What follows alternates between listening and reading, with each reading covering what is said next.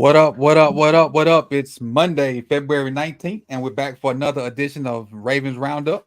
Got the usual cast of characters here with us. Myself, B, Jose, Hendo. Chris has some approved PTO. Mike's still doing his coach thing. So, Mike, we miss you. Salute to you for helping the childrens out. Salute. Doing your thing, teaching the young Steph Currys of the world. Round table, love the children. We love the kids. We love the kids. Martin Mar love the kids. Martin Mar love the kids. So again, we're gonna run through our normal. Well, we the well-rounded roundup now since football season is officially over. The first Sunday without football was kind of depressing, honestly. Yeah, it's tough. Yeah, it's tough, man. Watching that Super Bowl and looking at those teams like we should be hoisting up the Lombardi Trophy. It was tough. Not for me, man. I haven't had football on Sunday in months. And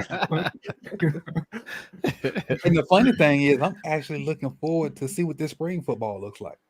Me too. At least the first week, I can be excited, like, man, it's football on, and then I can be disappointed again. So pretty much, coach is after the breakup, and you just want to hang out with your homeboys to forget about stuff.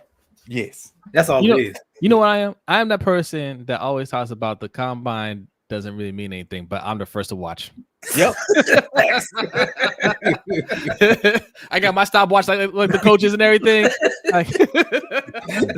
Got my notes. Let's see who's supposed to be fast. It's the first sign. It's the first sign of football. And the thing about me is when they used to have that one on Friday when they would start like before school would be out. I'd make sure I had them assignments ready so I can have something going. Like so, because I need to watch them guys run. First, I don't need to see the clips later on Twitter. I need to see it with my own eyes so I can make my own judgments. Don't tell me about nothing. I need to see it. I gotta have my stuff in line. Let's do a few shout outs before we get started to see who all's here with us. What up, Andrew? Appreciate you for coming through. What up, everybody? Salute. Osmond, appreciate you for coming through. What's up, man? P Brownie, aka P Brown the Third, was good. What's up, man? Blackula, what up? Daniel Berry Sports, appreciate you for coming through. Mingo was good. Marcus, appreciate you for coming through. Salute, Marcus. My bad. Chin Woo. The former Ravens fan. This is every time I see Reggie here, what pops in my head is him saying the Ravens was going to be number 17, and that meme with the Ice-T on Dave Chappelle. Hey. Players ball. The player haters ball. I'm sorry. What up, Chris Earl? What up, Chris? What's up, AJ? MJ, what's up? What's up, MJ? Well, I'm glad they sent you. Them some good people, man. It don't matter what the streets say about LBHT. They good people. Oh, that's right. No matter what the streets say. Apparently we're toxic. We're too toxic. I'm not sure if we should be on the show. No matter what the streets say about them, they good people. They good people. So, I'm sorry. Appreciate you. What up, Terry? What up, Terry? Okay. So what we're gonna get into first? And we kind of started to talk about it before we got on. They didn't even know it was the first topic of the day. Is the Ravens re-signed Nelson Aguilar yesterday, a 1-year deal. He was one of the guys that would have produced void years for the Baltimore Ravens. So he signed a 1-year deal. I don't know if the numbers have been disclosed. I had my cousin who I haven't seen in a while came in town. He drives trucks, and he had to stop nearby. And so we ran out and quick, had a little bite to eat and a little drink or whatever. So I just got back in the house right before. Actually, Rodney beat me here today. And so I don't know if the numbers have been disclosed since then or whatnot. But I know he got signed a 1-year deal. But how do you guys feel about him re-signing?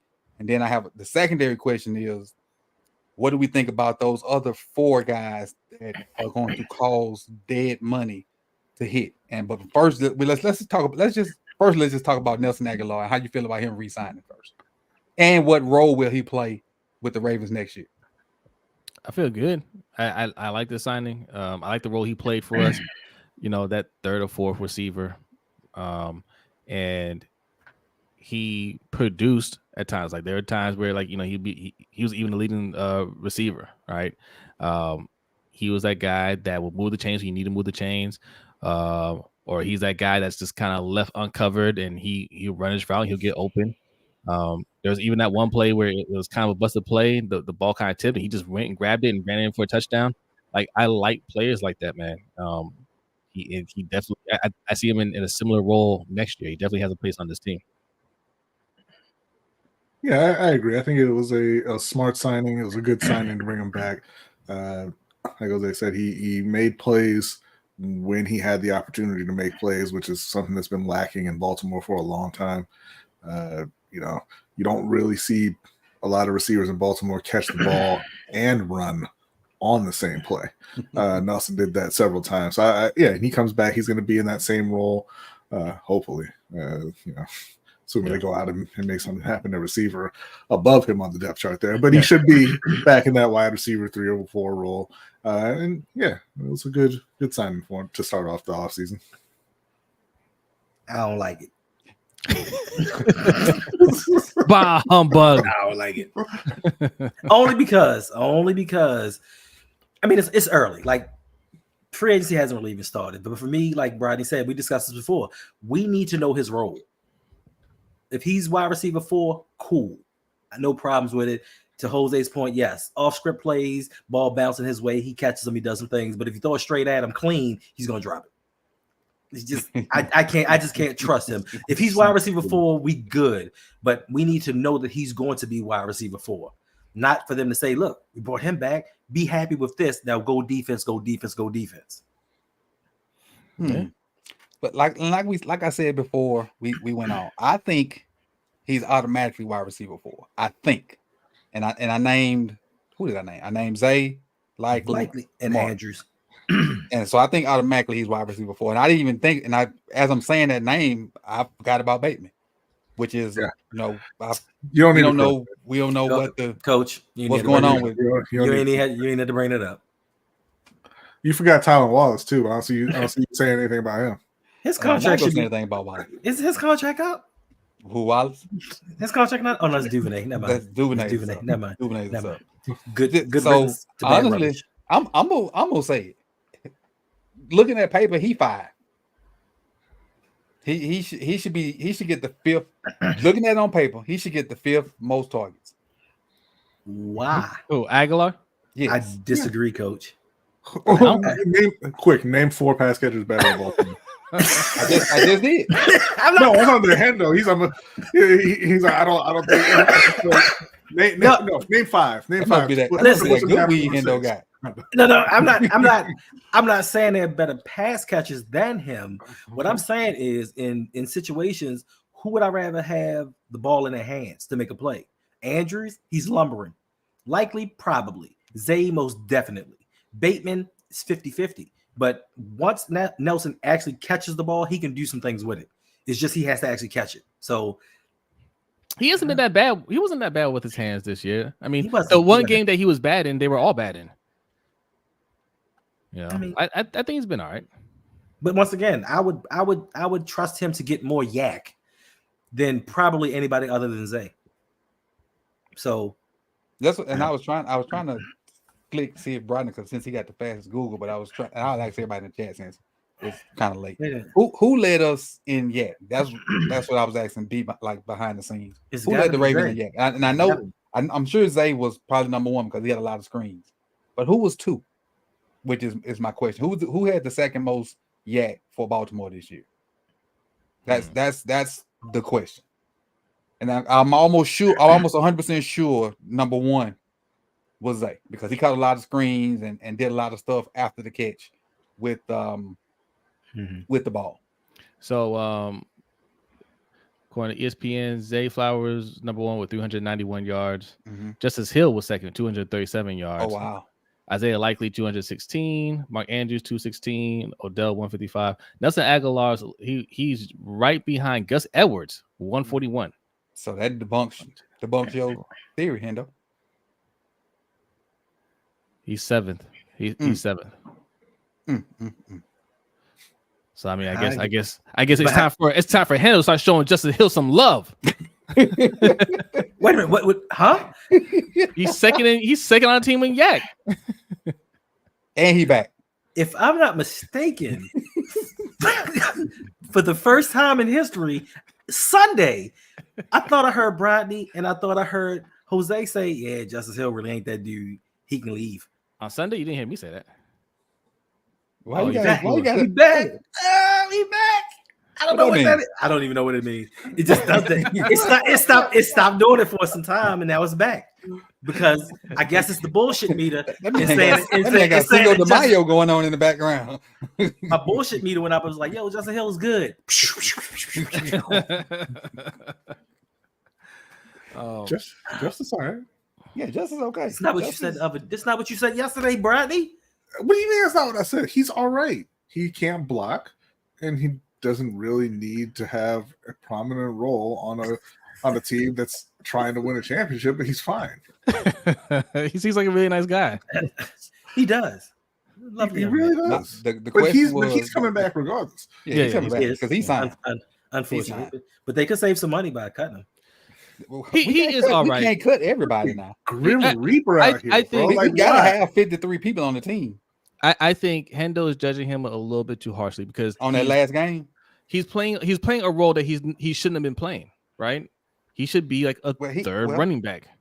But that ain't his fault that he was forcing that role. People kept getting hurt. It's not. Yeah, it's not his fault. And he did the best with what he was dealt with. It's not his fault that he outperformed Gus Edwards down the stretch. Let's be honest. He didn't do his best.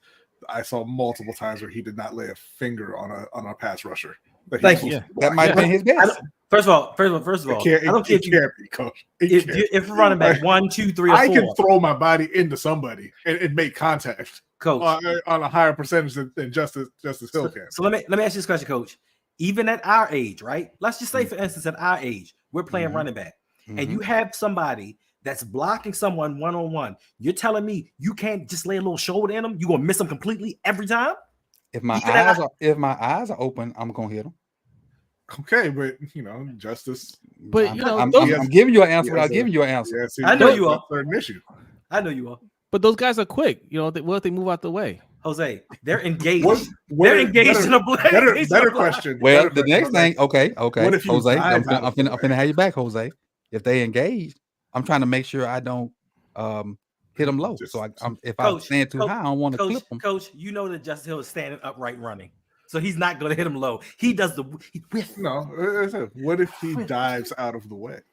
He's not even diving. Then he's not making contact, is he? But it's no dive. No, I've seen him dive out the way a couple times. What if he's trying to psych them out and get them to move where he's moving? There you go. I see where you're going with that. Deception. I see where you're going. Anyway, long story short, Justice Hill did just about what I thought he could do. He's a special teamer, third team / practice squad guy that had to be the number one guy, and I think he did admirable with the exception of pass pro. For what he is, he's not a one running back. He's not a two running back. But when he was forcing that role, he gave us what he could. Yes, he was terrible in pass pro, but I mean, should he have been better? Yes. Should like Brian, like y'all saying, should he have been able to put a paw or finger on somebody? Yes. I'm BSing with you. Yes, he should at least been able to throw a shoulder or old school flipper or something. But he performed better than I expected. Hey, Jason, in the role he was in. Jason says Hill did not perform Edwards. He's got more opportunities. Why? Because he can run stretch. Because he can run stretch better than Gus. Gus needs the blocking to be excellent. Hill didn't. What's the kid that got hurt? Mitchell didn't. Yeah, Keaton Mitchell. They didn't need blocking to be perfect for them to get yards. Gus needs the blocking to be A1 for him to get yards. Like the last good run Gus had, that blocking was A1. The 15-yard run. Yeah. Like them runs that Keaton had, them runs that Gus had, the blocking on the backside was horrible. Right. But they made stuff happen on the front side where like Keaton got his big runs behind John Simpson, whose PFF grade for the year was 58. If y'all saw it on Twitter today, I saw it. That's failing when we was in school, and that's failing with the new standards that these kids got today. Coach, we letting Zeitler go, so you might be bringing him back. Yeah. We're just kidding, John. We'll talk about that later. We just joking. We just kidding, sir. I'm talking about that later. So, and the secondary question is, and we might have already answered it in our joking, the role that he should play next year as far as special teams. No, not Justice. We're not talking about Justice. Oh, Justice just came up. Oh, I don't even know how we got to Aguilar. Justice. Aguilar. I don't know how we got to Justice. Because Justice is second in Yak. Okay. Yeah. Aguilar. Nintendo's a hater. That's how we got it. So Aguilar, we hoping Aguilar is the third or fourth role, but you made an interesting point off camera, Hendo. What if Aguilar is not the third or fourth option? What if no receiver comes in? Aguilar has to be the number 3 / or number 2 receiver. Right. Then some people owe us apologies. Yeah. I'm about to say some people on Twitter, Adam Gardner. So which leads me to my second question. You're gonna have to explain it to do. My second question: is the wide receiver core average or bad? It's bad. It's yeah. Well, I say it's below average. What do we talk? We talk right now or last? Right now, as it stands right now. They're bad. And with Odell in it. They're bad. He wasn't good last year. Well, I was going to say Odell's not in it, but it doesn't really matter. I didn't say good. I said average or bad. Compared to the other wide receiver cores in the league, because we did this last year, they were like second or third worst. They've improved since then. I would say they're closer to the middle, but they're on the lower part. I'd say they're below average. They're bad. That means bad. Doesn't mean bad. It's below average. Bad is average. Bad is Des Bryant being your number 2 wide receiver. That's bad. No, don't compare it to the Ravens' previous wide receiver course. Compare it to professional football wide receiver course. They're bad. Okay. Yeah, I think me personally, I think we're below average at best, and this is my reasoning why. Zay Flowers is what up, Dre? Zay Flowers is a pretty good receiver. Yeah, and he's by far and away our best receiver. Like, it's not even close. No. Like, it's Zay Flowers, and it's 3 or 4 different levels than the next receiver. And he's a rookie. He hadn't even scratched the surface of how good he is. And for him to be like, and this is no shot at Zay. Zay's an average wide receiver right now, with the potential to be a great wide receiver. Right. Yeah. And if you put him with the rest of our wide receivers, he's great. If I'm making sense. Yeah. The rest of the core makes him look better than what he is. Yes. And he's and compared to the whole league, he's average. But him compared to our receivers, he's great. So to me, that makes our core below average to not very good. Yeah. But you had 2 wide receivers break 400 yards. Yes. Right. They're bad. So D Banks, your statement is wrong. Mahomes did not have the worst receiving core in the league. We did. Compared to the playoff qualifiers, not the league. Okay, well, okay. Because Adam Thielen and Terrace and Jonathan Mingo. No. Listen, that damn Mingo guy was pretty bad. I don't know who liked him. Listen, when we start talking terrible and down to those depths, we already know Carolina. We already know Carolina's up there, and we don't. We know Carolina's the top. What are we doing? What? I didn't hear you, B. What'd you say? I'm saying mute this guy. What are we doing? Rodney, you watch Game of Thrones. It is known. It is known. We know Carolina. Yes, I would. In a heartbeat. Well, 100%. In a heartbeat, I would. They have that connection that Lamar and Bateman don't have. That Lamar and Zay don't have. Like, they just have that connection, and it was there. It was there from the beginning. So you listen. You say Banks. You saying what the hell? Who on Baltimore equates to Travis Kelce? You talking about the most drops? Listen, they had the most drops in the league, but did they have the most drops during the playoffs, or did they show up? They showed up. Drops don't mean anything if you can make plays. It don't. Who on T.O. used to drop the ball a lot. Didn't matter. Facts. Hall of Famer. But who on Baltimore equates to Travis Kelce? Because we can do Rashee Rice and Zay Flowers. What a lot of people don't want to admit is when they say wide receivers, they want to leave Kelce out. Of course, you can't do that unless because Kelce is the reason why their receivers are successful. And there's a play, I don't know what show it's from, but Kelce, Kelce. I guess Kelce's mic'd up, And Kelsey's running down the field, and two people are doubling him, and Kelsey's pointing at, I want to say it's who's number 11? Is that MVS? Valdez Scantling. Yes. So he's pointing at MVS. Mahomes throws it to him, and Kelsey starts laughing. Y'all worry about me, and he's wide open. So there are multiple times when in watching film, Kelsey will run a route. He'll point at somebody else, and that's what Pat will throw it. Because they're open because of Kelsey. Right. Well, so yes, their wide receivers are probably physically worse than others. Really? But you can't leave Kelsey out because he's commanding so much attention. I would argue, like, talent-wise, I mean, Rashee Rice, I mean, he had more targets, but I mean, he outperformed Zay Flowers this year. He had a pretty good year. I would say Zay Flowers is more talented, but then you look at everybody else: Justin Watson, Marquez Valdes-Scantling, Sky Moore, Richie James, Mecole Hardman, Tony. Kadarius Toney. Like I don't think we can look at our wide receiver core and say we're flat out more talented, right? Like, no, we have a older Odell, who's, I mean, he's a shell of himself. Rashad Bateman, who, on tape, he's visually appealing when he's open and he doesn't get the ball, I guess, but he doesn't produce, right? And who else? Like Their receiving core, it always go back to Kelsey to me. No matter how good or bad you think their receiving core is, they produce because you have to factor in Kelsey. You can't take their receiving core. And I know Kelsey's technically not a receiver, so I understand where people trying to go with the argument. But he is the reason their guys are open, because you see when we played them, none of their receivers caught the ball the first half. Yeah. Right. But who did? Kelsey. Yeah. Their receivers had maybe 1, 2, 3, 4, 5 catches at most. But Kelsey had 11 of them hoes.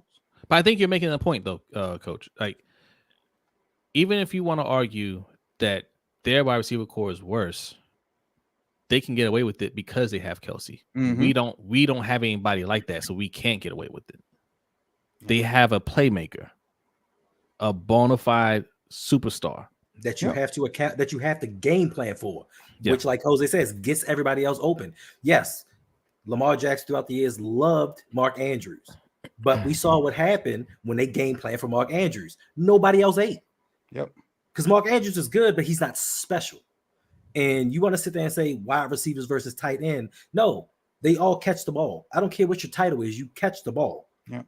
And because of Kelsey, it makes them better. And I mean, talent-wise, it's a lot similar, but Kansas City has more talented wide receivers. They just maybe need a little more experience. And you said that if Odell was on Kansas City, he'd have the 800 to 1,000 yards. He wouldn't.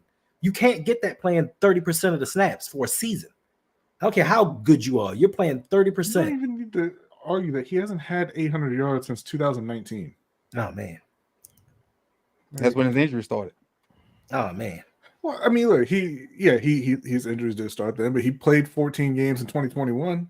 He had 537 yards with the Browns and the Rams. That's when the Baker stuff started. Like that's when his daddy did that. Yeah, So that might have been his last full season, like playing almost every game, and them games he missed then was because I don't think he was hurt. It was because he was that when the trade and him going to a new team and sitting out to get accustomed or whatever. So, I mean, it's tiring. Because people like, and I see what D-Bank said, he's talking about receivers, and I can't go with that because you got to factor in Kelsey. Because let's just say us four on the team, and let's say Jose, say you the man on the team, and say you Kelsey. That's right. Say you Kelsey, and I'm Joe Blow off the street. Right. I'm going to get targets because two people got to defend you. Yeah. And if we on the same side and there's 3 DBs over there, the safety and probably the nickel are going to take you. I'm going to get one-on-ones. And if I win my one-on-ones, I'm probably getting the ball to pat the quarterback. Yeah. It's just that's simple math. That's why football ain't hard. People make it hard. If I win my one-on-ones and there's 2 people guarding you, I'm going to get the darn ball. Right. It's just that simple. People make it hard. Yeah. So it is what it is. So let's move on. All right, the next one I got. So the next question says, how impressive is it that Lamar and Pat Mahomes played behind two of the three most penalized offensive linemen in the NFL? And if you don't know, their left tackle is Jawan Taylor. Yeah. Jawan Taylor led the NFL with 115 penalized yards. Ronnie Stanley was second with 96, I think. And That's then pretty amazing given the John fact that he didn't Simpson play a was- whole season. And then John Simpson was You right, Jose? third with 90. So we had a second and third most penalized O lineman. Yes, and both on the left side. Ugh. That's But- crazy. Were they at least from holding? Like, you know what I'm saying? Like, Well, any I kind can of offensive forgive- penalty. It could be holding, it could be down the Offsides. field, and it could be offsides. Oh, well, not offsides, false starts. I could take the holding a little bit more if it is getting whooped, right? At least you're holding the guys. So on that list that I can remember, Stanley got a lot of I can holding. remember Taylor was number one, and Kelsey was on the list, and Creed Humphreys was toward the bottom of the list. Mhm. For us on the list, number 2 was Ronnie Stanley, number 3 was Simpson, and Lamar was like 13 or 14. All right, so On let the me get this straight. The second and third most penalized offensive linemen in the league Uh-huh. were Stanley and Simpson. Yeah, Yeah, or vice versa. I might have had it wrong, but it was Yeah. their second and third. yeah, Right. but we choose not to sign Kevin Zeitler. Yeah. This is what I'm talking about. This is exactly what I'm talking about, because you can spin it however you want to spin it, money wise, age, or whatever. He performed much better than those two, and everybody's been complaining about Stanley all year. Sure. There is no plan right now in place to replace Stanley. So that second most penalized lineman is going to be right back here, or if he isn't back, it's going to be worse. Yeah, I'm finna pull it up for you. Hold up. Who's number one, coach? And how many did he have? It was Taylor with how There many? it is. There it is on the Come on, board. Taylor. And I guarantee you, at least 40 of those were for false starts. Jawan Taylor. Yeah. So without him being that bad, we would have the top two. That's the top of the list right there. Jawan Taylor with 115, Simpson with 96, Ronnie with 90. 115 is insane. It is, but he lines up off sides. Yeah. and I do think a lot of that, like after that first game, I think he was targeted a lot. Like the refs were like looking for him to but they should have coached because he lined up off sides and jumped early at the same time. But they let him get away with it for so long, he just kept doing it. So Yeah. But yeah, he was terrible. So what this says to me is Like and as much as I want somebody offensive, like a receiver or something, that stat, not re-upping Zeitler, lets me know that offensive lineman is coming in the draft. Because I don't see somebody that we can afford in free agency that's gonna be good. Now there may be somebody that we can afford that's gonna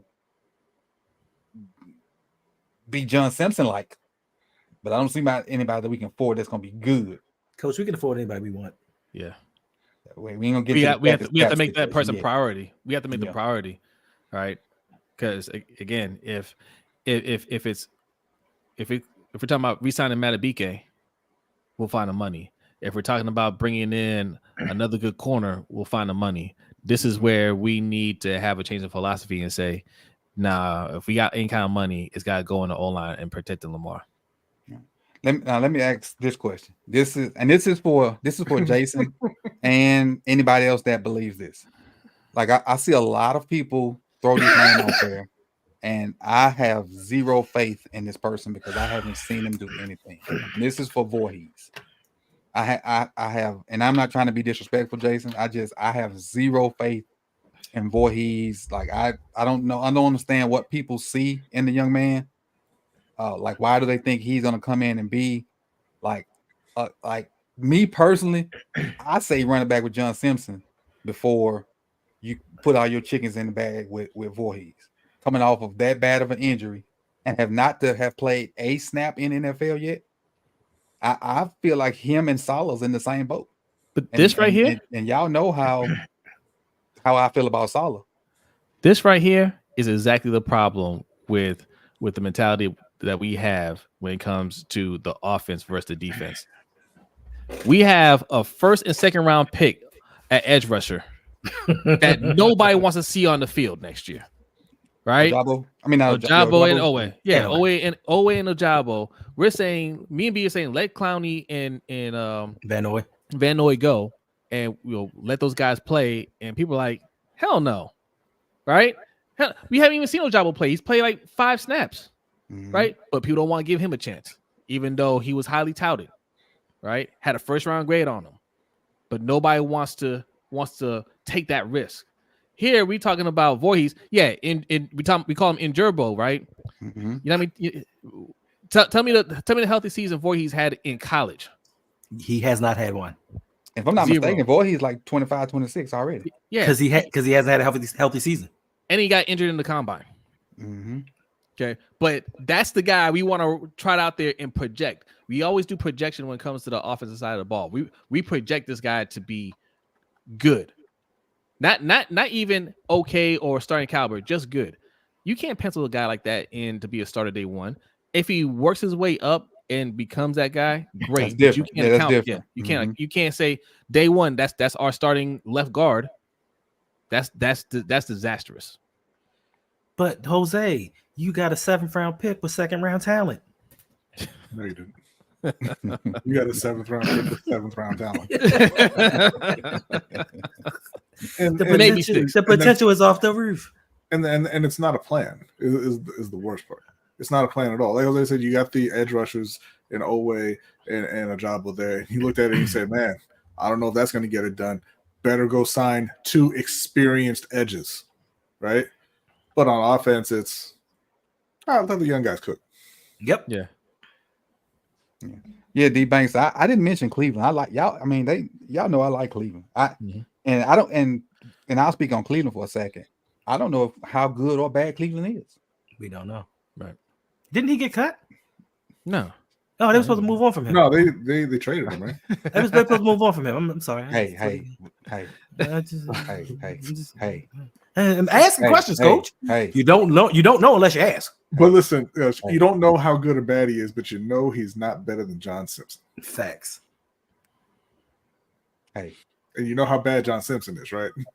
Hey. So I'm trying to narrow it down for you. Hey. You can cut it. You can like that chart that goes from real bad to real good. You can cut off the real good part. Shall we look at the tape again? Hey. All right, that's a joke. That's a joke. I joke. I keyed. Hey, not falling for the down. You know what? Though? He lasted longer than Bredesen and Phillips. Only the OG fans in here know the reference that we're talking about. Right. Okay. The ones that put the laughing emojis in the people that know, so you'll know everything's all good now. Everything's good. So everything. So the people that know what we're talking about, we've talked. Everything's all good now. But technically, Coach has always been all good. No, I ain't even front like that. No. Over here. I mean over here. It was all good over here. For me, it wasn't all good. I ain't gonna even. He ain't have a problem with us. Nah. No, it was me. It was me. It wasn't all good for me. I ain't even lie. It wasn't all good for me. It wasn't all good for me. Yeah, so it was, it was me. It wasn't these guys. I was bothered. So it's all good now. We talk. We all good. Everything that's what's up. 2024. We on a new level. Yeah. You're not toxic anymore. Coach, you gotta get away from us. Cut it out. Yeah. I forgot where I was. Oh, we're talking about O-lineman. My O-line. Okay. So yeah, I think O-lineman is gonna be like priority in the draft. And like you said, I didn't think about this till you said it, we have to make spending money on a free agent a priority. I'm gonna have to go back and look and see, because I didn't even check to see who like the good free agent O-linemen were out there, because I didn't think I didn't think Zeitler would even make it that far because of how well he finished the end of the year. Yeah. I thought he got Onwenu. Yeah, we checked. Onwenu. Yeah. Who? Onwenu out of New England, the guard. Oh yeah. Oh, that was yeah. The dude we should have signed last year from Cleveland. I mean, he went up to Minnesota. Ezra Cleveland. No, not his name, not Cleveland. I made mistakes at it. But he went to. No, I thought you were talking about Ezra Cleveland. No, I'm talking about the other. He went from Denver. He left Denver. Dalton Reisner. Dalton Reisner. Yeah. We should have signed him last year. But see, this is my problem, and I guess this is why I'm toxic too, because for the people that say EDC's cooking, every year we seem to be looking for an edge rusher. We seem to be looking for an offensive lineman, and we seem to be looking for a wide receiver. For somebody that's cooking, we shouldn't have these issues each and every offseason. Yeah. So should the issues rotate? Is that what you're saying? And I'm being devil's advocate right now. Should they rotate? Sure. Like I'm saying, so like you should get something this year. Then next year your need should be something else. Something else. Facts. But what if it don't pan out? Because all is a crapshoot. But here's the problem, Coach. What organizations do you constantly see have the same issues and the same needs every season that has a winning franchise? They don't have the same needs. And for everybody that says EDC's cooking, why do we draft a player, then have to go out in free agency and replace that same position, then go into the next season and draft that position just to go into free agency and replace that position?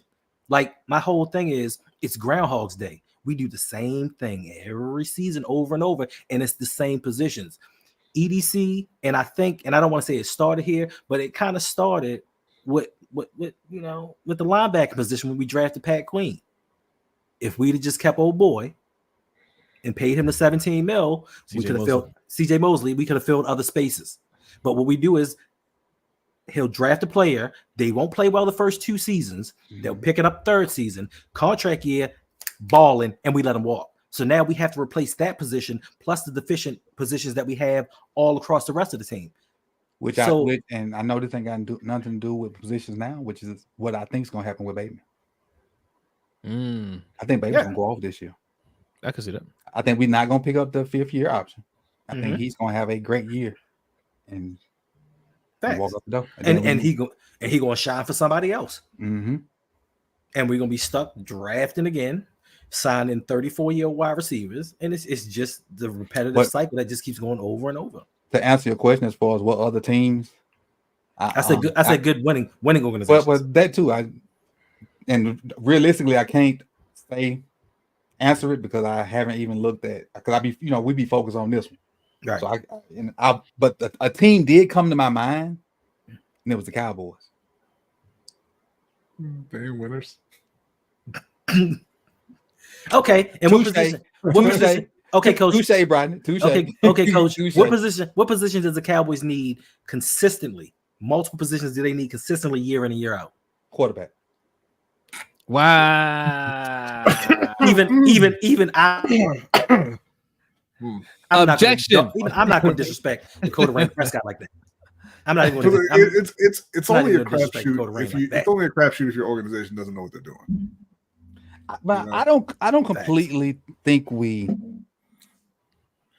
Oh, it's not that we don't know what we're doing. It's that we're. Oh, we got Mike in here.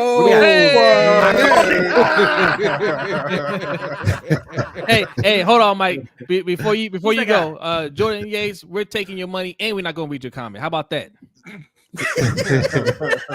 I see you guys left off or still where I was last seen on here. Y'all are still carrying the crowd like I see. We only know how to do. Hey, Jordan. Look, trust me, Jordan is being funny. This is an inside joke. So what happened today was my video. It said the 2 Kyles or whatever. Mm-hmm. And so before the video came out, Jordan sent me a message and said, are they on the show? And I replied to him. I said, shit, I wish. And so apparently Jordan didn't see that before the video came out. And then he replied, Coach, you clickbaited me. I thought they were on the show. I was like, man, how'd I clickbait you? I said, I answered you. They didn't. And so we went back and forth. And I thought he was serious, thinking I clickbaited him. But in actuality, he was joking. And I was like, man, I thought you were serious because I don't want to be known as a clickbaiter because that go against like what I stand for because I ain't with that. But he was joking with me, and I was dead serious, thinking he was serious about what it was. So he got me, so I had to throw that up there because he had me sweating earlier today for real. Hey, coach. Even Well, if I you take it back, even, Jordan. Salute to you. yeah, we sorry. Even if you do clickbait, coach, it doesn't matter because them others they clickbait every day and twice on Sundays and don't get called out for nothing. I can't worry about them. I know, but what I'm just saying is don't come at me with that double standard. Yeah, I can't worry about them. I gotta stay. I gotta do what I do, Hendo. Yeah, What's up, Mikey? Oh shit! Yeah, What up, man? What's up? What's good? What's good, man? What's good with y'all, man? Listen, I missed y'all boys, man. You too. I ain't seen you in a month of Sundays. Hey, can y'all hear me? I'm good. You know, I you don't good. know if this stuff works. Your mic works. Mic works. Nice hat. Right. Yeah, it's some dust over in this corner here. I don't know. Been a minute. Did y'all win? Yeah, I mean, yeah. So our last game was last week on Valentine's Day. So we didn't win that game. So right now we are doing exit interviews. Varsity, we'll find out varsity who they play in the playoffs this week. So been helping with that. We got 2 kids that got bumped up. So kind of helping with that, but just the finishing touches on the season. But yeah, we pretty much done, man. You know, they don't got love for JV sports no more. So it's 22, 23 games and that's it. No championships, no overtime. Coach, I don't know if y'all do no overtime down there. JV sports. When it's over with, it's over with. Man, it's no overtime this year. Don't do that. And the thing is, JV sports is normally you have to have the mindset. You're here to teach, and that's it. Yep. To win, like parents want you to win, the kids want to win, but overall, it's teach. Yep. It's teach. That's it. And for the varsity coach wants you to teach his system. But you got to try to teach his system on top of trying to win. Because if you don't win, you got to worry about the parents on your butt. And the kids, the kids trying to sabotage your stuff. So you gotta balance teaching and winning at the same time. And a lot of times they don't go hand in hand. And so it's a delicate situation where you almost gotta tell one side, screw you, and then do the other, one way or the other. Yeah, 100%. So it's tough. It's tough. Yeah. But then where I'm from, back in Mississippi, it's easy to do because we got one school all in line. And so the 7th and 8th graders are learning the high school system.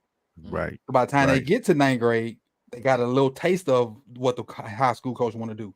And then when they run the JV stuff, they got a real good taste of what the high schooler want to do. So now when they get to high school, they just fall right in. They good. Right. They good. Yeah. So that's how I had like one of the kids that showed up in on lunch break. I mean, not lunch break, on our show last week that I talked about, they had 70 catches. He stepped on campus and started as a freshman because he learned the entire offense as a 7th and 8th grader. And so he was able to step in as a freshman and play. I know when you live in with so many schools and they kind of merge, you can't really do that. So I trust me, I know where you at. Yeah, it's a different ball game, man. And I think especially with basketball, man, the AAU side of things, that has reared his head, whether it be ugly or not, into what JV sports is now. So it's just kind of like, I mean, everything you said, but it's just kind of like JV here is now like, you the stepchild, right? Yep. You the ugly stepchild at that. Really so it's like you said, you teaching, you coaching the same principles as varsity. I mean, luckily, man, our varsity guy, he kind of let us do our thing, but at the same time, we did keep the same principles and program wide pretty much. But good season, man. Overall, I got one of the 2 that got bumped up as a freshman. So that's me. That was me. The sophomore. This is just my first year with him. He had another coach last year, but the freshman, it was you. Yeah, I mean, he gave us a lot of credit for being pulled up early, but the freshman, That's me. So we'll see how he goes. Sad to see him go, but I never hold him back. But yeah, man, it's definitely fun. But as you can tell, time consuming, and you already know, coaches, 6 days a week, really 7 days a week from the off the court stuff you got to deal with. But we had a good time. And that kid will probably be somebody you'll follow for the rest of his career. Oh yeah. I already told that. Like, had a good talk with his parents. Dad is psyched. Mom is like, oh, I wish he could stay with you, and I'm just like, nah. I selfishly, I wish he could stay with me too. But nah, this is a good thing for him. So we'll see how it goes, man. It's varsity, especially as a freshman. The speed of the game is a lot different, man, between the two. So we'll see how he does going forward, and then he's being thrown right into playoffs. So the varsity coach is talking like, man, he gonna play him. So we'll see, man. He getting thrown to the wolves. So it's gonna make him. I ain't even gonna say it's gonna break him. This is gonna make him a better player for sure going forward. Yep. Yeah, if we all remember what happened to Kobe. In first playoffs, shot them air balls. Yeah, and that was the beginning of the mumble. Yep, beginning of the mumble. But you tapped in right on time, because the next topic is NBA All-Star Saturday night. NBA All-Star Saturday night. So what I'll say about it, I'm gonna tell you what I watched. So they have the dunk contest, they have the skills contest, they have 3-point shootout, and then they added the individual 3-point shootout with how you say her name? Sabrina. Yeah, that. And Steph. That's what I watched. Speaking of that. And so I'm going to step out of the conversation because that's what I watched. Well, that's the first time. I was telling my wife, that's the first time I ever heard her last name. Like they just usually call us Sabrina. True. So I was like, damn, I never knew how it was actually pronounced, but yeah. I thought she looked different. I seen the name before, and I was like, that's her? All right. So I watched it, and it was, I ain't gonna say it was closer than I thought, because I knew she could shoot it. I knew she could shoot it. And the fact that she shot from the men's line, I commend that. Like, so no ill will or whatever Kenny was trying to do, whatever that was, whatever. It was very entertaining to me. I enjoyed it. I was happy that she did it, and happy that Steph agreed to it. Right. At no point during that competition did Steph look worried to me. No point. But he did look impressed with her shooting. Yes, he did. I'm saying when he was shooting, there was no panic. No, when he was missing the shots, it was like no facial. It was like. Then he hit that right. Then he hit that right corner. We got that corner. It was like over with. If we just talking about skill, just skill. Right. Women are more skilled than men in basketball. Yes. On average, they're more skilled. They handle the ball better, they pass better, they shoot much better. All right. Physically is where the separation comes physically, in. athletically, yeah. But something like that, they can do that every year. The women are going to hang with the men easily. They can do that every year. And she would have won a 3-point contest with the men if she participated. She would have won. Definitely made the finals because she hit just as many. Because how many did Dame hit the last round? 25? 25 or 26? She's 26. Yeah. I think there was 4 of them that hit 26 in the first round. Yeah. So I watched all of it. I thought the Sabrina and Steph thing was great. And the fact that she shot really well and it was close made it that much more exciting. So I thought that was fantastic. Like you said, they could do that every year. The 3-point contest was okay. It wasn't great, but it was fine. It was good. The other stuff was trash. Well, like the slam dunk contest was bad. It was very, very bad. And then I saw a lot of people on social media saying it was bad. Yeah, and then having the announcers arguing with the judges' scores after every dunk, it was all bad. And Jaylen Brown, he looked like he could barely get above the rim. I don't know what that man was thinking joining the slam dunk contest. But the skills competition was horrible. They weren't even trying. But that's where I think they should have had more. They should have had the women compete. More women. Well, they used to do the male, the female player, and then a legend from the team, and that was good. I remember that. But Scotty Barnes embarrassed himself. Yeah, Scotty Barnes looks so bad. Florida State Scotty Barnes. So, but you know what? So did Anthony Edwards out there shooting with his left hand. You don't even care. So why are you doing it? Right. Yeah. You want to know what I watch, Coach? For the first time, I got to watch a halftime show this year. That's what I watched. Halftime show. And that one was. They could have did better than that. That's halftime show in 2024. So you say.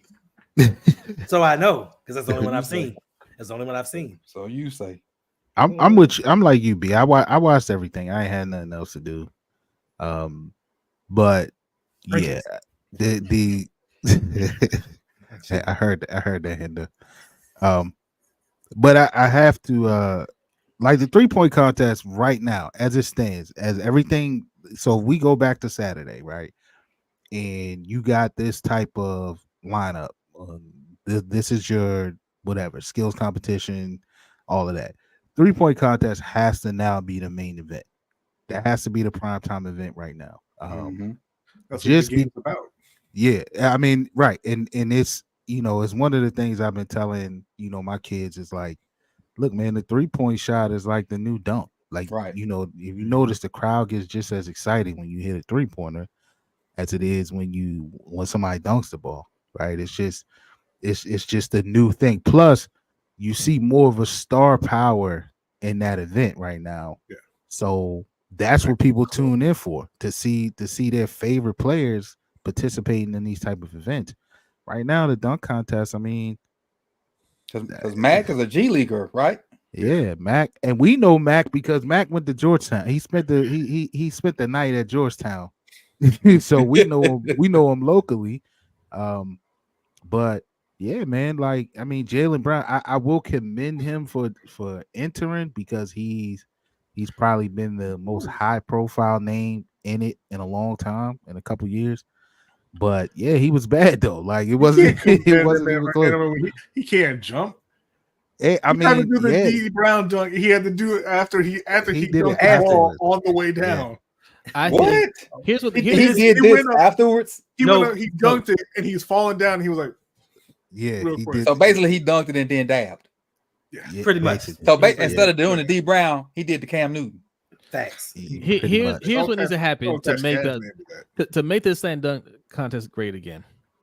You have to no more Jaylen Browns, no more anybody that's gotten the contract. They can't be in it, right? They try and protect themselves out there, right?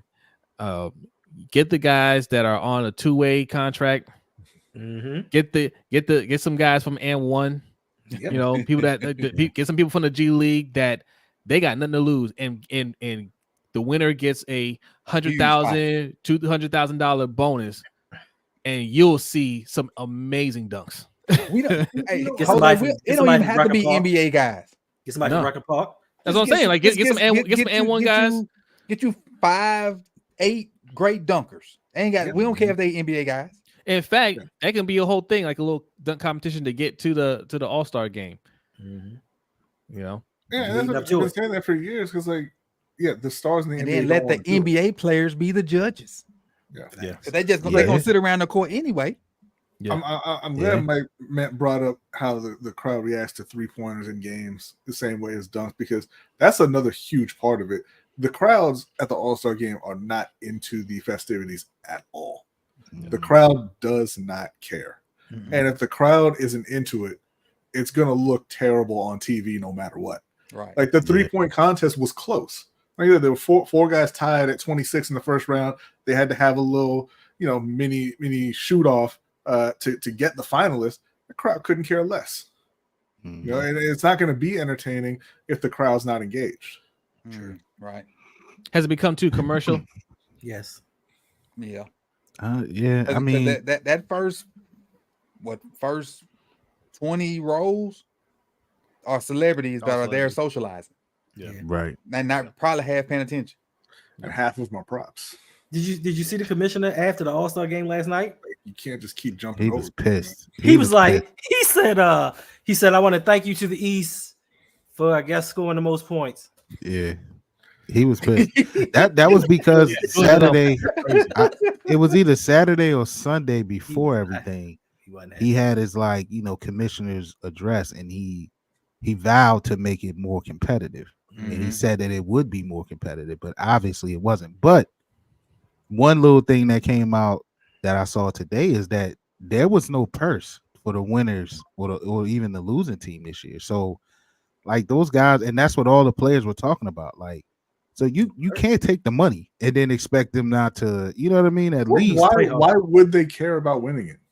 It means well, I think nothing. I think now is like, in the past, right, when they were getting paid a little something, you would see the fourth quarter get competitive. Yeah. No, I'm saying like now, why would they care? Like it's just this is supposed to be their time off, right? And that and that's what Anthony Edwards was like. Look, man, this is free time. Like, this is time to chill. But then, Mike, you also got to look at it the fact of back then it was like you signed a 4-year deal for $6 million. True. Now guys are signing $290 million, and to us, that 100. Right, and to that 120,000 is cool, but they looking at that like, I'm not leaving my house for that. Nah, they gotta bump it up. It gotta be like a $500K or something, just like they did the play-in tournament. If they want to make it competitive again, they either gotta pay these guys or they gotta make it worth something. Like sort of like you saw MLB. how competitive the what's column was, Mike. The play-in. The play-in thing. That's what I'm saying. And they had money on the line. Them dudes wanted that cash, like, and a banner. And a trophy. Like you so it's like you either gotta do that or you gotta make it the winner, make it worth something. Like MLB makes the home, it's home field advantage or something. Like facts. You gotta do something because it's can't done. Do that. I don't want my Lakers home court depending on Anthony Edwards shooting with his left hand. Like that's not you can't do that. But they're not going. But they would play a little bit harder if that was pretty much on the line. Okay. Let's transition to the game since we already kind of doing that. Like I was out, and y'all, if you saw my short about Nelly, you can see I was out. Mm-hmm. I left at halftime, and at halftime, Dame had 22. Halliburton had 16. And by the time I got home and got situated and went back to my phone, the game was almost over. And I look at my phone because I don't turn it back on. I look at my phone. It's like 2 minutes left, maybe a minute left. Mm-hmm. And I see Cat got 50. When and what did he do to get 50 points? He took 35 shots. Yeah.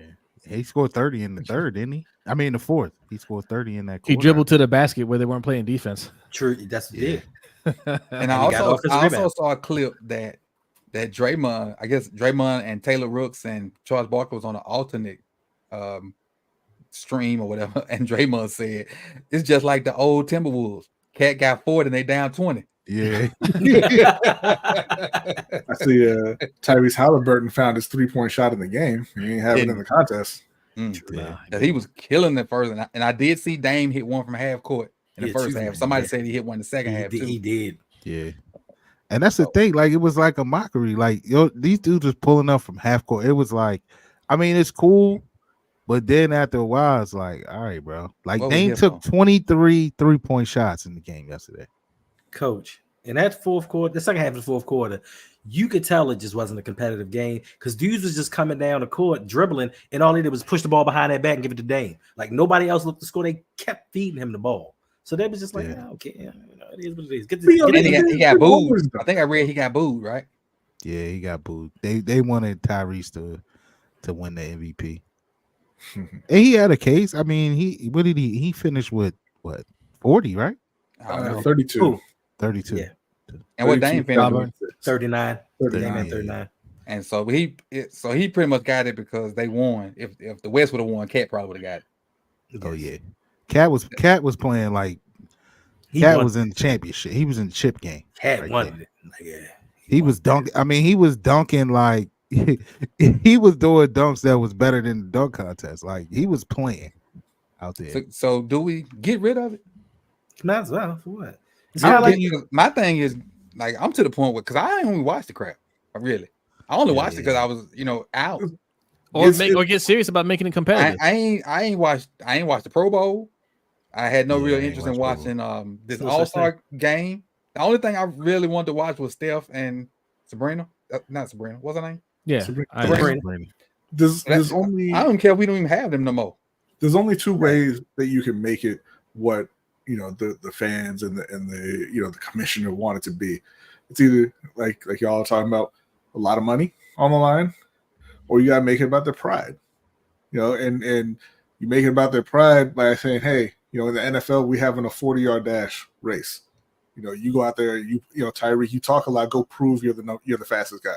Mhm. The NBA have a one-on-one type tournament. Have these guys going at each other. But they're not going to do it. Is kind of the thing. Like that's something that would have to kind of build up. Yeah. Right? Yeah. And have people win it every year, calling out the top players in the league. Because like right now, Giannis, Luka, LeBron, they're not gonna. They won't participate in something like that. But those are the only ways that you can do it. It has to mean something to them personally, or it has to mean something to the bank account. Right. And my thing is because they have so much on the line during the season, like you almost got to move this to the end or don't have it. Because why am I gonna go play super hard during the middle of the season and risk my Achilles, ACL, anything, and miss the last 3 months of the season? You're supposed to be rejuvenated and getting charged up for the stretch run. Yeah. Let me take these 3-4 days off. Yeah. I think this is. I think the All-Star Weekend is a great opportunity to further advance the WNBA, have more WNBA players involved, and if you're going to have this sham of a game, you might as well let the women play with the men. Facts. Because that will bounce it out a little bit. They'll go out there, they'll try, they'll show off some skills or whatever, and it's not a real game anyway. But you can showcase some of your stars of the WNBA. But you know what? Get rid of the game. Because I'm thinking from a player's perspective, you're thinking to yourself, listen, we play hard all season long, and now you want me to go out here for a weekend and promote your product and make you hella money, but I'm supposed to do this for the fun of it? Nah, I'm good, dog. And that's why they don't take it serious. True. All right. Let me see. My bad. Didn't let my phone die. All right. So here we go. So we got 5 of us here. So before playoff time roll around and before we get to crunch time, pick your NBA squad. Put it on record right now. Mine is the Heat. Where are you saying pick who? Just say who we're a fan of, or pick who we think is going to win? Pick who you're a fan. Your team. Oh, okay. Pick your team. And I meant to hit Jose up too. Why you talking about the Heat? I'm Brooklyn Nets. Lakers. Golden State Warriors. What's up, Engraven? What up, Engraven? Appreciate it. Appreciate you. Who you say, Mike? Or did you say anybody? Can y'all hear me? You froze, but we can hear you. Yeah, I see I'm frozen, but I don't know what's up with that. But anyway, man, I don't know, bro. Like I don't know. I haven't. I'm gonna be honest. I haven't really been in tune and locked in with the NBA like that. I peek in at it. Right. So I'm gonna go with the young cats. I'm gonna just throw a team out there. I'm gonna go with the Timberwolves. Okay. Just because they number one. People think they're gonna fold. We'll see. I like Ant-Man. I think Ant-Man got a opportunity to make himself a real household name. So I'm gonna go with Ant-Man. Okay, so we got Heat, Rodney Lakers, Hendo Golden State, Mike Timberwolves, and Jose Nets. Yep. The Jacques Vonless Nets. Jacques Vonless Nets. Yeah, y'all got a bombshell today. Yeah. Does he get to start counting their record from now, or that's a resetting? No. It's gonna be a while. I'm used to it. It's fine. I got patience. Y'all just keep hitting the reset button. Yeah. Hey, I'm not mad. We tried. You tried to put together a super team. It didn't work out. I'm fine with it. We tried. Gotcha. So y'all no, I'm gonna do that because Brian might reach through here and slap me. Go ahead now. I mean, what? He is kind of mean. I'm the nicest person you know. What were you gonna say, Coach? I was gonna say, are they the Panthers of the NBA? Ooh. No, Brooklyn actually has talent. Do they? What'd you say, Hendo? Sometimes Brooklyn actually has talent. Sometimes. No, that's worse than what I said. That's worse than what I said, Rodney. They've been to the finals a couple times and got smacked just like Carolina. So I think Carolina have been to the mountaintop. They ain't winning, but they didn't. I think talking about right now. Right now, no, we're not the worst team in the league. I didn't say that either, Rodney. Jose said that. It be your own people sometimes. Record-wise, you were. It be your own people. It better be the truth. Well, then say we don't have the worst record in the league. It's a different statement. It be your own people, B. Look, Brooklyn, what? They only 2 games out of a playing spot, right? Yeah. But Adding that play-in stuff keeps a lot of people in the mix. Yeah. And I got 2 more questions. This one's not a follow-up. Who do you think's going to win? And that's a different question. Who do you think's going to win the whole thing? Because I think this thing is wide open right now. The Lakers are playing better ball right now. Golden State went on a little mini run. The Heat's up and down. We don't know what the heck's going on with Milwaukee since they got Doc Rivers. I tell you, he's not going to win. Brooklyn, Milwaukee. Well, Thanks. Yeah, you know who's sneaky good right now, playing good ball? Who? The Knicks. Yeah. They always do this. Now I ain't saying they're gonna win. I'm just saying Yeah. they playing pretty good ball. But I'm about to hear about this with from D. fans. Is Denver. You know who else is a sneaky team or a team that you might not want to see? OKC and the Pacers. The Pacers, like, they got a good young team there that could cause some problems over there in the East. Till they get into the championship round. It's gonna be Denver. Jokic is gonna come alive during the playoffs, and they're gonna repeat. Like, they just playing around right now.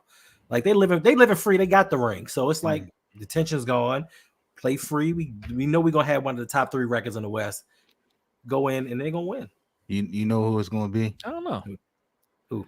If the NBA is scripted like they say the NFL is, Boston is gonna win it this year. Boston ain't winning a game. They are trying to. I don't know if y'all noticed the ball and then covered his eyes as he hit the ball. It ain't about him, B. It ain't about him. Yes. If you notice, they were talking. It was a lot of Jason Tatum talk this weekend about, like, you know, why he doesn't get enough credit. He should be the next face of this league. Yada yada. Yeah. So, and then it was talk of the only way he could be that is if he wins a chip. So if it's scripted, I'm saying only if it's scripted, it's Boston's turn. All right, we'll see. I agree with Blackula. I was thinking this the other day. This might be the year the Clippers finally win a championship. All right, so we can go ahead and discount both y'all's opinions. It's gonna be. I'm a little disappointed that nobody else has said this team, but I'll go ahead and put it out there. It's the Lakers. You're just gonna stay on the homer side. Spencer Dinwiddie just came to town. They 7-3 in their last 10. Oh, now you like Spencer. The other day you were bad mouthing him. That was a garbage ass move. But they are playing better. They're playing better now. They're gonna stay healthy. They got some shooters. Just play the So better they'll be schedule. all right. I can't even pick the Lakers right now. I gotta see. Do it in bad They faith, could. bro. In bad faith, I'm picking the Lakers. They could. I said last year they have the talent, but man, this team is they gotta get rid of Darvin Ham. They gotta get rid of him. Secret weapon Gabriel Vincent's coming back soon. Oh man, former Miami Heat. That's right. Oh, Breaking news, fellas. what's that? My favorite coach on the Ravens staff is no longer on the Ravens staff. Who? Keith Williams. Oh yeah, we talked about that. Where did he go? New Orleans. Jeez. He went somewhere where he could take credit for them already having good receivers. Was he on the team last year, Coach? Who? Yeah, he was. Keith. Yeah, he was there. I mean, this past season, because I ain't. He's going for the same position. Huh? He doing the same position. He is the wide receiver coach now. He's not the assistant or the route running specialist or nothing. He's the wide receiver coach. Well, how come we couldn't give him that? Because look who your head coach is. Because your receivers still sucked. That is true. Last question, so we can get Last question. All right, so this has nothing to do with football. This is a life question. All right, so Yes, the if Lakers. Huh? if somebody does you wrong, how do you handle it? It's twofold. It's twofold. If somebody does you wrong that you care about, how do you handle it? And if somebody does you wrong that you don't really care about, how do you handle it? So How first, wrong- let's start with like somebody like a random Joe Schmo. How do you handle it? How wrong are we talking about? That that's part of it. Not,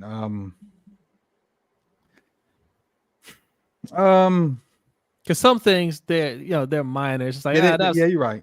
There are minors. So, can it be a middle ground like a just even kill shit? Yeah, So if it's just somebody they ain't stab you or nothing, right? But it ain't minor either. Okay. If it's somebody I care about, it is what it is. Like you get mad about it and you brush it off. If it's somebody I don't give a damn about, I just don't talk to them ever again. There you go. There it is. You cut off people you don't care about, and if it's somebody that you do care about, then I mean you got to you go process it just and time then you work it out. So if you care about them, is it just time? Yes, time and talk. Because I address it with them. It depends on the level. And depending on who it is, we might throw a couple of fists, but we'll be okay. Family fights. Mikey knows. Yeah.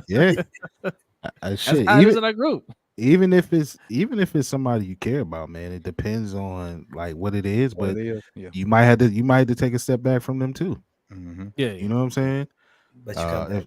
If it's somebody that you don't care for, it's no holds bar on that person.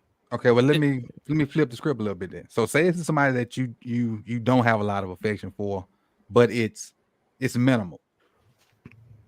It's not a just Big cut issue. them off type deal. Do you address it with them, talk through it, and see if it can be resolved, or you just still out of there? Just talk through it. If it's minor, you just talk through it. Because if it's somebody that you don't really, if it's somebody that's not that important to you, it's not worth all the effort and the thought process put into it, being mad at somebody. Yeah. If it's just not minor, you just say, "Hey, look, what's up?" And you Well, yeah, if it's somebody that you don't care that much about, like for me, I mean, I've had that happen before. Just stop talking to them because I don't. You got the same answer both ways. Well, I mean, it's. I'll give you an example. I got into an argument with a friend of mine. Mm-hmm. We've been friends for a long time, and we were talking about the Confederate flag. I don't know why. It's probably a bad idea to begin with. She was from Georgia, but she was saying, "Oh, I don't." She didn't say anything racial about it, right? And I said, do you think that the fact that you're white gives you a different perspective on, what that flag means? To which she responded, "Why'd you call me a racist?" And then, that turned into an argument. And then I just stopped talking. He was like, "Why'd you tell him yourself?" Right. And it's not an angry thing. Like if I've heard from her a few times and I'll respond, but I just don't ever say anything to her. Clark, I honestly don't have anything on my chest. I just trying to add, I'm going to start putting a life question at the end of these shows to have grown men talking. Yes, good. Yeah, I honestly don't have anything off my chest. I mean, that I need to get off honestly. I just gonna add like a life question because we ain't got a lot of football to talk about, and so I'm just gonna throw a life question because we got 6 men up here for the most part talking, and maybe it can help somebody in their life because we never know what people going through. So I ain't this time I don't have anything on my chest. Sometimes I do, but this time I really don't.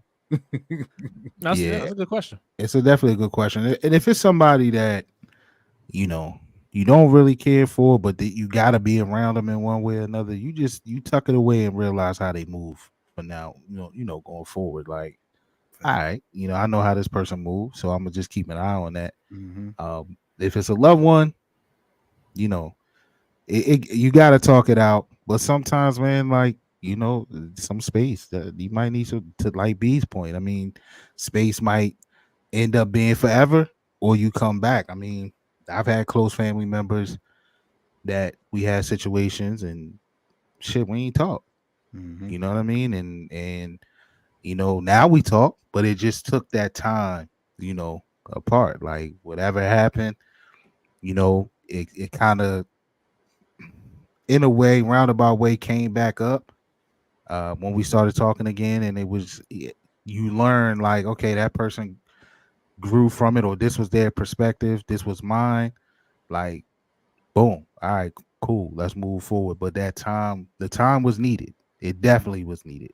So different ways to handle that stuff, but you know. And so, and what I'll just explain my thought process with this. All of us 30 plus. All of us 30 plus. Then all grew up for the most part differently.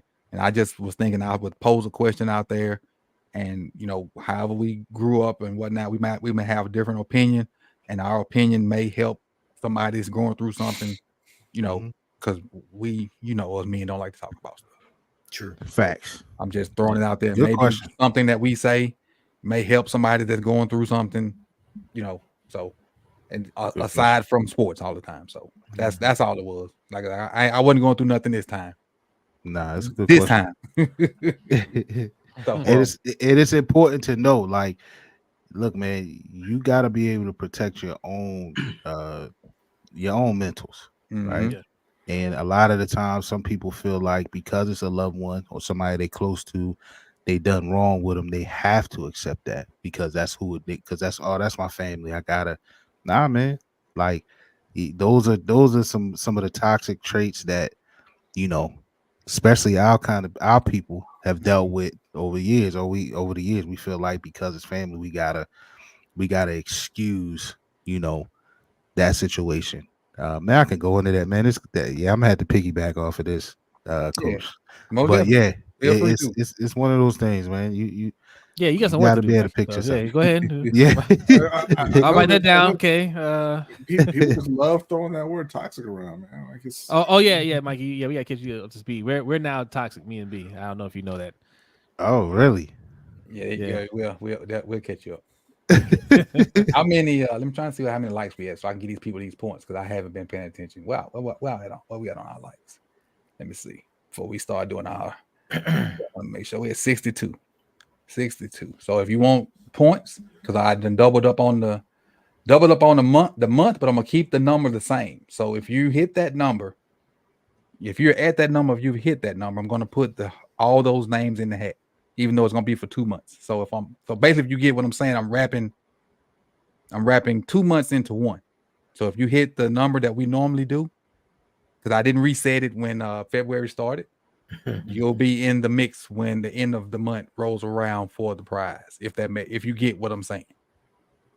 So that means you throw your points in there, and then we can start with where you can find people's. And Mikey, since you haven't been here a while, we'll let you go first with where to find you, because we just gave you a topic to kind of throw you out there, and we'll throw you this alley-oop. It's up to you to slam it home. Look, as they said, I got a lot of catching up to do. I plan on doing that, but I got to learn some new things too. We moved to a new system. I'll get you up to speed. Yep. But yeah, man, listen, if you want to, if you don't know who I am, right? I've been gone for a minute, so if you don't know who I am my OTR Mike. I'm host of Open Mic with OTR Mike. Go over there, man. Subscribe. There's some stuff there. Catch up, check it out. If you like it, stick around, and so I can bring it back up to speed. I plan on getting back, man. I got to. I missed this. I had to get on here. I had to put my son to sleep. It's been us all weekend. Matter of fact, salute to my mother-in-law. Mother-in-law had to get surgery today, so everything seems to be on the up and up. But that's what my wife is, taking care of her mom. So it's just me and the youngin. So I put him to sleep, and I'm like, man, my boy's on. I gotta hop on. So I missed this, man. I got a call from another podcaster on the West Coast, all the way on the West Coast. Like, bro, what's up, man? Like, season over. What you gonna do? So, I'm gonna get back in there, man. So go over there, check it out. I'm one of the lost members of Ring Kings podcast. I'm sure we'll get that. I'm sure we'll get that back cracking. Hey, they say they need you back because they had this guy on there that ain't know what he was talking about. So they need you back because he couldn't feel your shoes.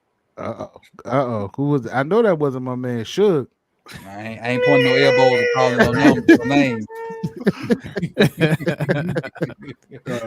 Suge got on there drunk, and Jose didn't realize he was drunk. Jose was like, "We gonna wrap it up," and Suge talked for another 15 minutes. He told me right before about to hit live. He was talking like he was like everything was all good. I was like, "All right, you ready?" He was like, "I'm so drunk." And I was like, "What?" Look, I can't get on him about that. I've done that before. It was on still on this show. On this show, I tuned in a little drunk, but you know, I don't know what you're talking about. But look, man, check it out, man. Tap into both of those shows, man, and I'll be back soon. I can't I heard this so much in Baltimore where Pete Brown is saying here, I believe John is letting coaches go that could be a true threat to his job. And I don't understand where that comes from. Like cowardice? Well, no. I mean, I don't understand the thought process. If you do well, your coaches get jobs elsewhere. They don't take your job. I don't think he's letting them go. I think because they know that he's not going anywhere, they're taking other jobs. Well, but I mean, I've heard this for years. People say this, like he won't hire coordinators who could be a threat to his job. I'm like, they're not a threat to your job. They'll get head coaching jobs other places. Mm-hmm. That's what's happening. Because Mike, like, why would Mike stay there another year when the bag is sitting right here for him? Right. Yeah. And then the guy that probably would have succeeded him, he wanted to take with him. And Mike was like, nah, let me make him the coordinator over guys that have been here longer. Yep. And that's why Weaver left, because Weaver got passed over because it just this is a whole nother domino dynamic. Because technically Weaver should have been the DC, but he didn't want to lose Orr. So he made, well, this is my opinion. I don't have sources. I don't know. This is my opinion. He didn't want to lose Orr because Orr was a younger, more dynamic, more enthusiastic coach. He made him the DC. And then that in turn, we was like, well, I better take this opportunity somewhere else because just being a D-line coach is making my route to be a head coach longer. Yeah. Right. So he went to go be the DC in Miami, which is the same for the defensive back coach, who's now the DC at Tennessee. So I mean, I don't think they're a threat to his job, but he's not going anywhere. So they know if they just sit there and wait, they may be waiting for, sad to say, another 5, 8, 9, 10 years. No, we won't. Do you know who the owner is, Hendo?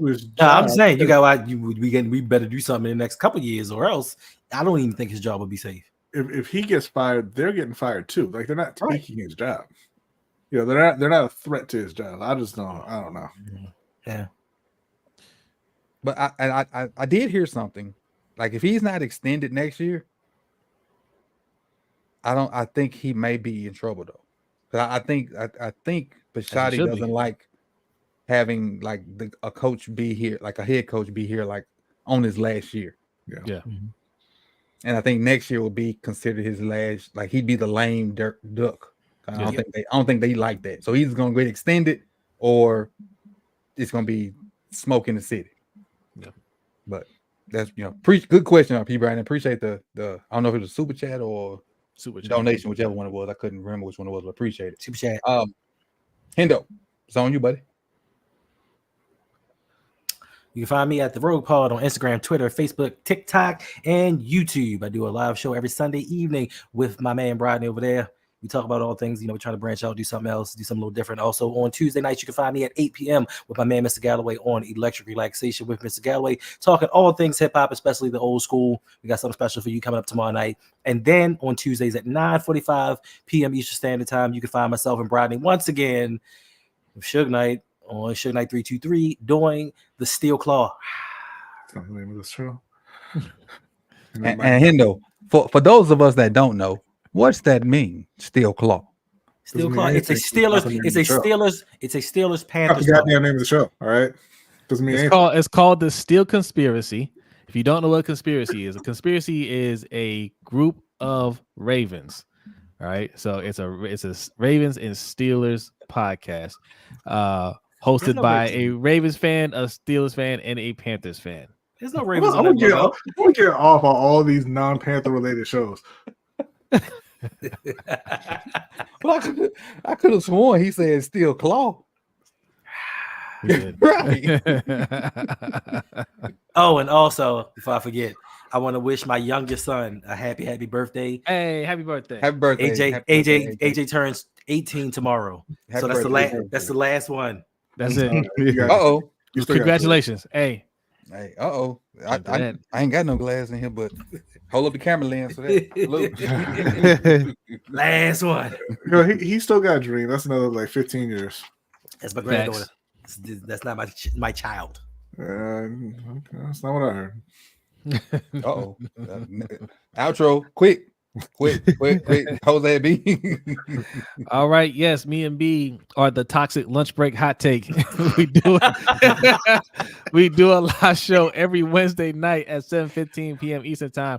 If you don't know what toxic means, you know, some podcasters out there got a little butthurt by a clip that we put out there. We'll address it on the show. You know, we'll address it short, you know, a little bit briefly, and we'll get back to some sports talk. But 7:15 p.m. Eastern time on Wednesdays, where you can find it. Also, our overtime show, which happens right after the main show, you can find it on our Patreon at patreon.com/LBHT show. Also, our boy Mikey is back. Ring Kings podcast is back. We actually did a episode, I think it was last week. We put out a little short one. We're going to get back to work because there's a lot to talk about in the boxing world. So make sure you subscribe over there. And yeah, that's it. Okay. Let's see. Jordan said he sent some money and a comment. Let me see over here. Hold on. Recent events.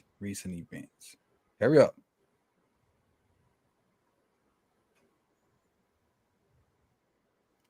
I thought I saw it. He said on Streamlabs. I'm looking. Oh, Streamlabs. I said I got my thing up. Was it the? I don't see it. I see that. So while you're looking, I want to give Hendo a shout out. We put out a video earlier today. Hendo edited it. It was dope. I appreciate it, Hendo. No All right. Thank you. And we got one more for you. Okay, thank you. We're gonna be putting out a Panthers one. I want B's a Panthers fan. Okay, we're trying to get more Panthers fans to join the channel because we put out a lot of Panthers content as well. So when we put out this video, we appreciate it if you stop by there. We'll sit as a premiere, come in and chat, hang out, and learn a little bit about the Panthers. Thanks. I'll do the video on one condition. What's that? Rodney has to look at the last one all the way through And and listen to it. Actually, I think he did look through it because and listen. He listens to more of his stuff now. He listens to more of his stuff. I got you, Jordan. What did I say?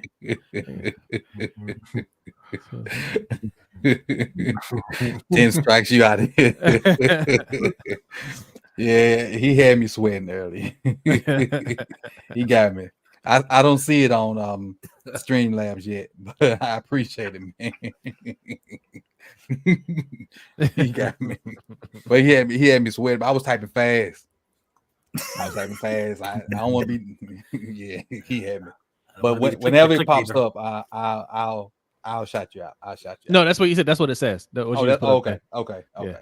So I appreciate it. And as for me, you're here, so you know where to find me. You also can find me on the streets with more Sip the Tally. Doing draft videos. Tomorrow is a special episode. Hendo is really going to enjoy tomorrow's episode. It's going to be in the streets. We're doing Keon Coleman, the wide receiver from Florida State. I hope he run a 4.540, 4.640 during the combine, just so he can slip to us. He ain't got to do all that because what I'm going to show you tomorrow, if you have not seen, Don't do it, Coach. There's another receiver on the team with him that a lot of people liked. When you see what I show you with Keon Coleman, you're really going to give your middle finger to that other guy. You're going to Steve Smith said something about the other guy, and you're going to see why Steve Smith said what he said about the other guy when I show you what I show you about Keon Coleman. I know what you're talking about, yeah. So, and if Keon Coleman slips to 30 and I know we need O-lineman based off what we said today, but if Keon Coleman gets to 30, gee, man. And we can stop all that. And we can stop all that. We need a big receiver talk because he's 6'4". Right. And he returned punts. And Is he that big? He's got 6'4". Yes, all-pro he's punt 6. returner already. He's 6. Yes. What? What's that be? You have an all-pro returner already. Under contract? Come on, stiff hips.